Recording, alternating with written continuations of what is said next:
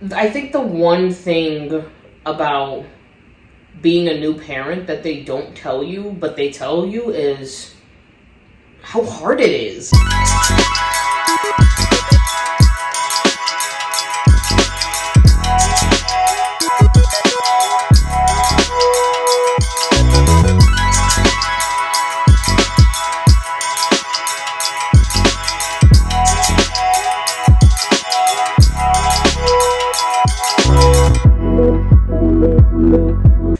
Welcome back to the channel. I'm Emily, and today we are doing our postpartum month 3 and month 4 update on myself and baby Lucas. Unfortunately, Lucas will not be in the video. He's taking a much needed nap. Before we get into the video, don't forget to hit that subscribe button and ring that bell. That way you'll be notified of all the latest here at EP Life. And without further ado, let's go. Okay, so month 3 and month 4 with Lucas. He's getting so big. He went from this to this. He's just the happiest baby in the world. He has finally started social smiling, and it doesn't take much to make him smile. You could just be like, and he's all gum. Yeah. He's all gum. He's the happiest boy. He's officially got, I would say he's about 90% there. Yeah. Holding up his head on his own. Exactly. Yep. Much, he's there. Mm-hmm. He sits in his little bumbo chair. He, for his 4-month, we got him a jumperoo, and he hasn't got the concept of the jumping yet, but he does have full control of his head. He just doesn't fully sit well in the seat because it's a little big for him. We took him to the park today. He rode the baby swing. Baby swing. So still a little small for he's he's small, but he's mighty. Yeah. He just got his 4-month shots, I would say 2 weeks ago, and he went to the doctor again a couple days ago. We'll discuss that in a second. But he's 25.5 inches tall, and he's 16 pounds. So he's size 3 diapers. He just went to size 3. We tried to stretch size 2 as long as we could because we had a handful of size 2s trying to finish, but it wasn't working. He's officially in size 3. He's in 3 to 6 month clothes. Some fit better than others. It's just, he's growing so fast and so beautifully.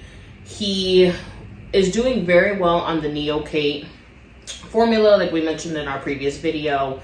He is thriving on it. I mean, it still smells horrible. Yeah. But he's officially out of the little bottles. He's in big boy bottles now. He's drinking about 6 ounces every 4 hours, sometimes pushing at 5 hours, but it's a toss-up these days, which is what leads to why he went to the doctor. He's fine, but he had a very rough night. He was crying and screaming, I would say, for about 5-6 hours. The doctor trumped it up to colic, but we wanted to make sure that there was nothing else that we probably missed, anything like that. Yeah, because things happen, and him screaming like that, we're bound to miss something. But he did get a heat rash on his face, and he did get some on his chest. The chest is about pretty much gone, but he still has some on his face. He's a very hot-blooded child. Yeah, he's always hot, and even before the weather started really getting warm, we already had to put the fan on. And the weather here in New York is just starting to get nice. It's 60s, a few 70s days, but if it's in the 70s, it's not in the 70s very long. But our apartment, we get a big draft through our air conditioners, even though we have covers, and he is just so hot-blooded. He lives in a onesie. I feel like I spent way too much money or asked for way too many sleepers for this child, because I find that I'm taking them off. I mean, the sleepers are great to take him outside, but he lives in a onesie. Yeah. He lives in a onesie. There were 1 or 2 nights he lived in a pamper and no shirt. He's just a hot-blooded baby. Yeah. Hot-blooded, happy baby. Oh, he's so happy. Mm-hmm. The doctor at his 4-month appointment gave him shots. He did well with the shots. He did have a fussy night the night he got the shots, unfortunately. We didn't experience that month 2, but we did experience it month 4. Yeah. He gave us the green light at the 5-month mark, to try rice cereal with him, and we opted to not do the rice cereal in the bottle. We are going to do it spoon, bowl, feeding it to him in a chair for about 1 to 2 weeks, and then we're going to start to introduce solids. The doctor strongly encourages it, number one, because he feels Lucas is ready. Number two, this infant formula shortage. Yeah, this infant formula shortage is ridiculous.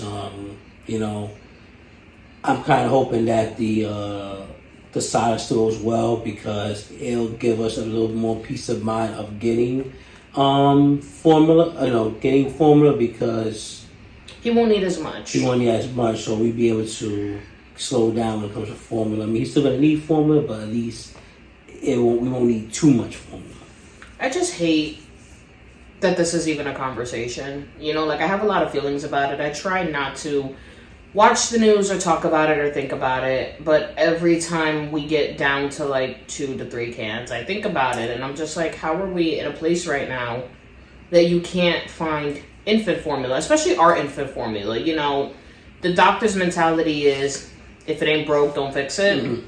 And he feels that Lucas should stay on this formula, and I agree. I would hate to put him through changes like we went through with the Enfamil and the Gentlease. I would hate to do that to him. I mean, what I'm going to do is I decided that I have 5 gallon size Ziploc bags full of frozen breast milk bags that I saved the 2 months that I breastfed. So I'm literally going to, I'm pumped. I'm literally going to defrost that little by little and mix that in his baby food so he can reap the benefits. Unfortunately, if we're affected by the shortage, I'm going to have to give him breast milk. And I say unfortunately not because it's not good for him, but because he's doing so well on the Neocate, I would hate to introduce him to something different so soon, because he's such a gassy child. Oh man, he is. He's so gassy even on a good day. So, you know, I would just hate to put him through something I don't need to. And when you're mixing breast milk and baby food, it's literally a small amount, because a lot of these foods are purees and they have a lot of water in them already. So it's not really necessary. I am supposed to go back to work next week. Jesus, I wish it was next month. So that'll be a transition for us. I feel partially ready, but at the same time, I still feel on the fence, because how do you leave a child that you've been with for a year? Yeah. May 2021, I was pregnant with Lucas, and now here it is, May 2022. It will be the first time him and I have been apart. We have tried have him stay over. We've tried sleepovers. He pulled out of the driveway and I was hysterical. But it was needed. Mm-hmm. It's hard. It's very hard. Tough. It's not easy, you know. It's tough. I have mixed emotions about working from home. There's some people that love it. My experience wasn't the best. I didn't really care for it because of the area of work that I'm in. I just didn't have a taste for it. But quick side note and disclaimer before I forget. I just want to thank everybody for your patience with these videos. This is a current video. The 2 or 3 videos that you are going to see before this video are like lost files. They're old files, they're old videos that were in the computer that were edited that never made it to YouTube because our child is very unpredictable. And you know, things happen and you know, I'm falling asleep at the computer and I can't get it done, and YouTube is not my job. You know, I have another job outside of YouTube, so it's literally playing catch up, calling these people, calling this people, making arrangements for myself, for David to go back to work, because he's already back to work. Yeah. Been back to work for over a month now. It's been over a month, yeah, and it's been, it's pretty tough. It's pretty tough. Like, I thought I would be ready, but in reality, you're never ready. You're never ready to leave your child, even if it's for a couple of hours. It was tough. It's very emotional that first night that I had to go back to work. Yeah, we all cried. We all cried except Lucas. Which was kind of funny because even Nala cried and everybody was sad, but Lucas was just like zero cares in the world. It does not take much to make that child happy. Like I would say me, because I don't want to speak for you. I'm learning so much about this child. Like I just noticed like by certain temperaments, like what to do. And if you're ready for him, he's good. If you're not ready for him, it's over for you. Mm-hmm. But it's an adjustment. I didn't think it would be such an adjustment being home for so long, because we kind of got a taste of it with lockdown. We couldn't, my job closed But David still had to commute, but even then I was home all the time. I was home for what? I would say 4 or 5 months. Yeah, 4 or 5 months. With lockdown, Before they opened back up. Yeah, it was a long time. So I definitely I wasn't ready. You know, as much as I felt that I was, with us being home together all the time, and sometimes driving each other crazy, I really thought I was ready for him to go back to work. And it's definitely an adjustment because depending on your relationship or your parenting choice and shifts and things like that, I'm alone with Lucas all night. And unfortunately with babies, the nighttime is when things start to act up. And, you know, I noticed, I would say, at the beginning of month 3, that he slobbered a lot. Like, a lot. And I know babies have spit, and we all have spit. But I noticed that it was just excessive. It was a lot. And the doctor did confirm at month 3 that this child was teething already. Mm-hmm. Like, he's teething very early. He's way advanced. Yeah, the bone is growing. Nothing's coming through the gums yet, but it looks like that, you know, how his behavior has been. But it's, the bone is growing inside the gums, and, you know, it's starting to bother him. Mm-hmm. And as time goes by, I'm starting to see him trying to comfort himself by putting his hands in his mouth. Oh my God, he found his hands. And you know, it's the cutest thing in the world because they kind of have this moment like an epiphany, like, OMG, these are mine, I have these. But he literally crams his whole ham hock in his mouth. And the thing is that he does it to the point that he makes himself kind of spit up a little. So it's uncomfortable for him, but at the same time, he just, no matter what teethers we buy, I have the Amazon mushroom, I have the water ring beads, I have an Itsy Ritzy rattle, I even thought about getting him the mitten, like, you name it, he'll take it, but he's not at the point where his hands where he'll fully hold something on his own for a long period of time. The main thing that he grabs is his pacifier clip. Yeah, his pacifier clip, he'll grab his bib. That she likes the most. She likes definitely that bib and pacifier clip. Yeah, or like I notice, like if I throw a blanket over him, he'll take the blanket and he just wants it in his mouth. So that's how I confirmed. I'm like, definitely teething, and that's why that night that he had such a horrible night, I was so scared because he gives me a hard time to cut his nails, and I noticed that particular night his nails were long, and he was having his hands in his mouth. So I was like, did he cut his gum? Like, did he do something? Because he forever scratches his face.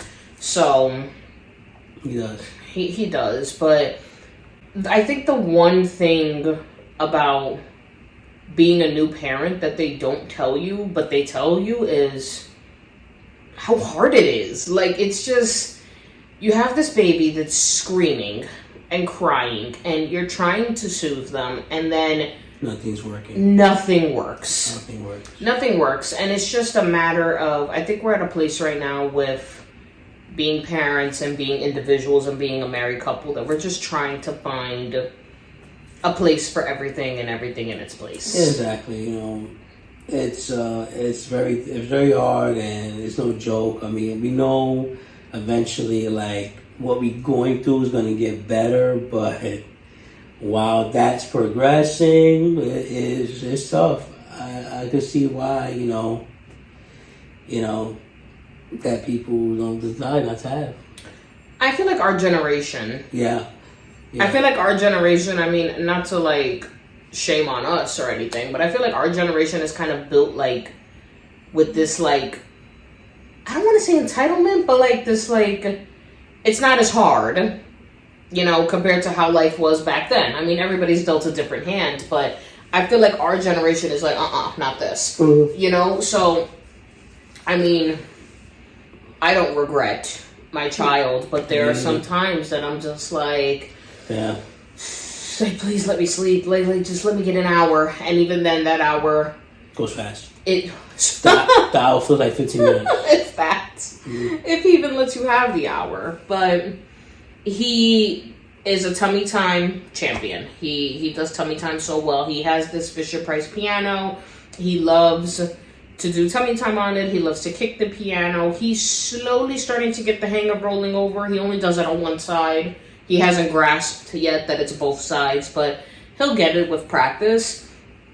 But he is cooing. He is babbling. Yep. He talks to his toys. Yeah. He'll talk to us. He'll have a full conversation with us. Yeah, he really likes to talk to people. And he is very big on his surroundings now. Like, we really have to be mindful of the environment we have him in, because there are a few times that we've had family over, or there are a few times that he's been at family's houses, and he is so overstimulated that he cannot function. He is just grouchy. Because he's just so mindful now of everything around him. Yep. So it's an adjustment phase, but he is thriving. He's such a happy, healthy boy. I feel like as he's gotten older, he's starting to look a little more like me. Thank you. But I feel like you really don't know how hard it's going to be until you're in the thick of it. Like, people tell you, oh, sleep when the baby sleeps, you know, like, oh, it's going to be hard, you know, be patient, you know, lean on your village. But you don't realize it until, like, you have this child screaming at 4 o'clock in the morning with no rhyme or reason. I think that's the only thing that I wish that like, we can instantly get hands as soon as that happens. Yeah, and the thing is that it's kind of hard because we have a history with him with gas and with colic. I say colic because, you know, I feel like it was also an allergy, not so much colic, or like a slight intolerance. Mm-hmm. That's why I'm so hesitant on the breast. I'm not so hesitant on the breast milk and the food, per se, because it's not going to be a lot. And my thought process is, you know, him processing solid food, it's bound to bind him more. Mm-hmm. So I feel like the breast milk and the food will, like, help him. But I'm so scared about the shortage. Like, I try not to think about it.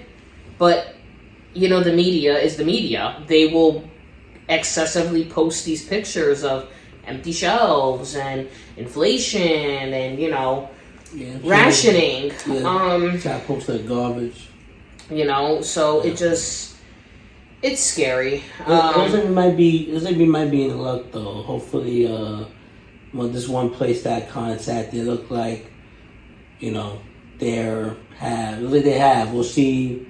Our bench is renewed next week, so we'll see if they have it then. But I have a strong feeling that they're going to have, you know. It's just a process. I hate that we live in a country that it's such a process. You know, like, it was a process for me to even get the WIC for myself and my child. Mm-hmm. Now there's a formula shortage. Like, you cannot be serious. And then this formula, I mean, it's not one that you necessarily need a prescription, but it's not like an Enfamil or a Similac. Like, for argument's sake, if there was no shortage, I can't go into a Walmart or Target and buy this formula. Yeah, because they don't be having it. They don't have it, so that just makes it even harder. Mm-hmm. You know, there's all these speculations on the internet about change your Amazon country to Canada or Mexico and you're able to find it. I didn't even bother, to be honest. It looks like a lot of mom and pop pharmacies have our formula. Yeah, the regular pharmacies, regular family business pharmacies or small pharmacies have it. Not the big pharmacies. Not Walgreens, not Rite Aid. Which is surprising. They don't got it. The big guys don't got it, but the small guys, they be having it. You know, and they don't have a lot, but some of those guys be having it. I was surprised that they be having it sometimes. Which goes to show, because a lot of people are buying our formula because they can't find the hypoallergenic Similac or the Enfamil. And our formula is $80 to $85 a can. So the fact that people are going out and buying this formula... Cash, it just shows the desperation. The desperation, yeah. And the thing is that we're willing to do it. Of course we're going to feed our baby. But it's just like... I think about all the people that their formula is $30, $40 and how our kid flies through his formula. He's drinking 6 ounces every 4 hours, you know? So it's like... You can't even find, like, I'm starting to see even the, like, Target brand formula is off the shelf too. That's how bad it is. Even, like, the Target brand ones that, the up and up, I think it's called, What are these Up and Up, right? It's called what their brand is? Target, yeah, I think it's Up and Up and like Walmart Equate. Yes, yeah, something like that. But Yeah.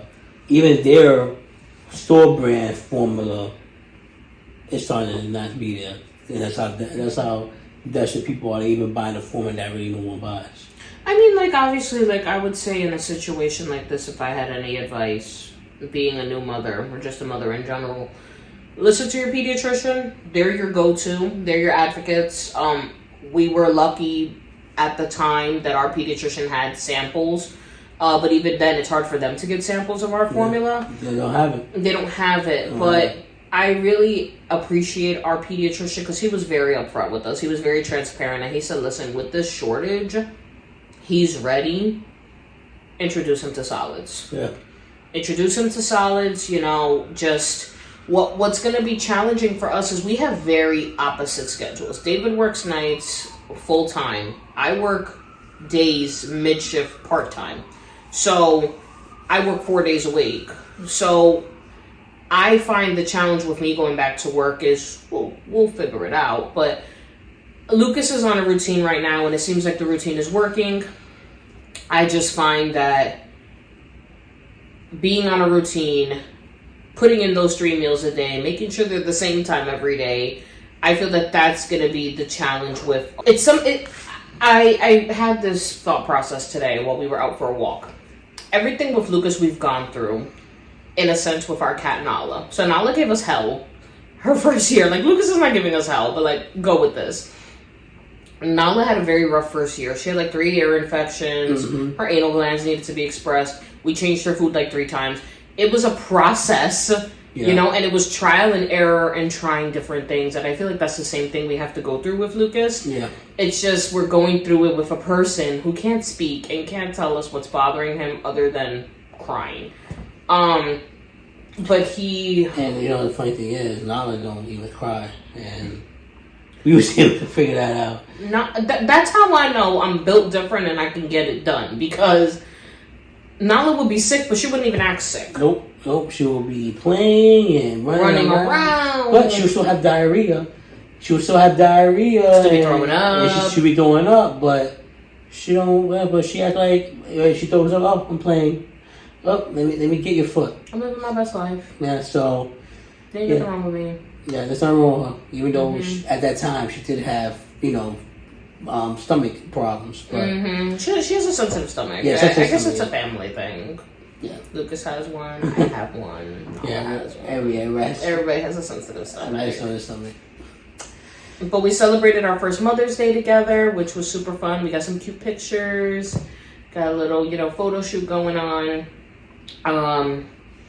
There's not much more I can say. In terms of me in postpartum, I'm definitely changing my method of my birth control. Anybody that can take a birth control pill, God bless you. It's just, it's not working for me. And, it's supposed to, to be TMI without being TMI. It just doesn't regulate things the way it's supposed to. So I'm opting for a Kylena. And I will do a video on my experience with that and how that goes, because I will be getting one shortly, and see how that affects anything. It's just, when you have a baby, all your hormones just are snapping back into place. Like, I'm currently going through postpartum shedding. I'm losing some of my hair, and I don't remember losing hair while I was pregnant. I feel like, if anything, my hair was fuller. And I mean, I'm not losing a drastic amount of hair. Like, I have my hair. It's just wet right now, but I have my hair, but God, I brush it and it's like I can make a clone of myself. I can make a wig for the cat. Like, it's just a lot of hair that I'm losing. But at the same time, the amount of time I'm losing it, it's growing fast. So I'm grateful for. Definitely take your vitamins, because it helps. Yeah, exactly. But yeah, postpartum is, It's an adjustment. It's an adjustment for moms and dads. Oh, yeah. Like, it's it puts you through changes that you didn't think you would go through, but it's all worth it, because, I mean, you have a face like this. Yeah, a face like that, and, at the end of the day... It's priceless, At the end of the day, it will get better. Right now, we're still in the early stages. He's only 4 months. You're still going through postpartum. I know it's been better since giving birth. Definitely. But you're still in postpartum. It has its moments. So even men during postpartum is very, very tough. Not a lot of people talk about that. Yeah, a lot of people talk about it, and it's not wrong. Because it's very tough to see your significant other go through everything. Not a lot of people talk about it, and I find that that's such a horrible stigma. Because like you were saying, to watch me go through things and you not be able to be home. Not able to be home, it sucks. It's actually depressing because I can't do anything. I can't. My job. It's not the type of job. My job is not the type of job that I could just leave work and hope and have my job back when I come back. I'm pretty sure they'll give me the courtesy if I tell them the situation, but it all depends. It all depends. Every job is different. Every job is different. Sometimes they don't care. Sometimes they're like, well, My job, it's more of like ask for forgiveness later. It's just I gotta go. My son needs me. And my job has a very lenient attendance policy. Instead of, especially recently, they've changed a lot of policies and procedures while I've been on leave. But it's very difficult. I would say know your village and understand that your village will change. A lot of people set expectations while you're pregnant, when you're expecting a child, that they will be there. And then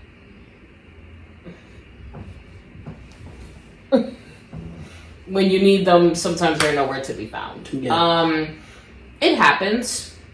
I would say we're slowly starting to learn our village, and we will develop more of a village as he gets older and, he's potentially in daycare. We haven't really crossed the bridge of daycare yet because even though I'm going back to work, we've managed to figure it out with just us two and probably the grandparents. So I don't think I'll be putting him in daycare as of yet because we're in a COVID world, and I'm sure by now you've seen the video of the play area we've made for him. So I think this is just going to be, in home taking care of him. But, me, right away I'm jumping on that educational train because by him not being exposed to a lot of children, I don't want him to miss out on milestones. He'll be okay. He'll be okay. We're going to make sure that he gets what he needs when he is ready to start going to school. But back to how hard it is, stuff like that. Like anybody out there, man, woman, anybody who has significant other, y'all have y'all kids, it's all temporary. It does get better as time go by, and it feels like it's not, but it does get better as time goes by, and eventually, things change, routines change, and everybody's different situation, living situation, financial situation. So, that's stressful as well because you're like, what are you gonna do? But at the end of the day, as long as you give your child love, that's all that matters. Feed them. Yeah, feed them, love them. Feed them and love them. Yeah, feed them and love them. That's the best thing we could do. And let me tell you something. The days are long, but the years are so short. Yeah. I think about how I was in this very room with my son right here, bringing him home from the hospital. And I'm just like, first of all, he looks like two different people now. Yeah. It's two different babies. Yeah. But I had a mom moment on Easter because we took him to see the Easter Bunny. Here's some pictures. And he did awesome. And I just had such a sentimental moment because I'm like, how is it Easter already? How is my son meeting the Easter Bunny? Just yesterday he was in my belly and they were telling me I was going to be induced. So I say all of that to say the days are long, the years are short, it's hard, you're sleep deprived, you're tired, and sometimes you just want him to sleep, but you have to think about how this is time you're never going to get back. Mm-hmm. I don't know other people's situations, but we're still contemplating having another child. We haven't made a decision. Yeah, it's tough. It's hard out here. Actually, people I work Who asked me? Someone asked me last night about getting them too, and I laughed because I said, I said right now it's too soon. We just had a baby 4 months ago. That's not a question you ask. Yeah, that's a question. It's not a question you ask. People ask. People ask. We're in a society. I just laughed because I was like, listen, right now we just focus on baby number one. I'm just trying to survive tomorrow. Yeah, we trying to survive baby number one. Okay. Don't ask me about another child. But I mean, sky's the limit. We don't know yet. We're not counting ourselves out. Yes. We're not counting ourselves in. We're still. It's a question you shouldn't ask, but people don't be knowing. But we haven't 100% decided yet. Everybody that knows us, family and friends, are convinced we are having another one. We have not decided yet. Because my thought process, not to jump on this whole tangent, is I love those first newborn days, those skin to skin, those snuggles, but do I want to be pumping breast milk? Do I want to be waking up every 2 hours? Like there are certain things that it's like, ask me when he's in school. Exactly. Ask me when he's in kindergarten. Yes, that is some experience of raising a newborn is great and is lovable, but there's some experiences raising a newborn what it's like, it's stressful, it's hard, and it's like, it's a lot. You really want to get up again every 2-3 hours. It's tough. I mean, and you never know, but it's right now, I think I'd rather at least, like you said, in school or something like that, or like maybe in wait to school, maybe that'd be better. Cause ask me then. Yeah, I'm not saying yes yet, but I'm not saying no neither. Ask me then. Mm-hmm. We're still young. We'll figure it out. Yeah. We hope you guys enjoyed this video on the month 3. We hope you guys enjoyed this update on month 3 and month 4 for mom and baby. Again, I'm so sorry that Lucas couldn't be in the video. He's taking a much needed nap because again, he's just a little grouchy. Yeah. But the best is yet to come here at EP Life. We are going to be doing a product review soon on the Kids Fire tablet. Yes, we bought our 4-month-old a tablet. So we will be giving a review on that. And again, the best is yet to come. Don't forget to like, comment, share, hit that subscribe button. That way you'll be notified of all the latest here at EP Life. And again, give this video a big thumbs up. And we'll see you guys next time.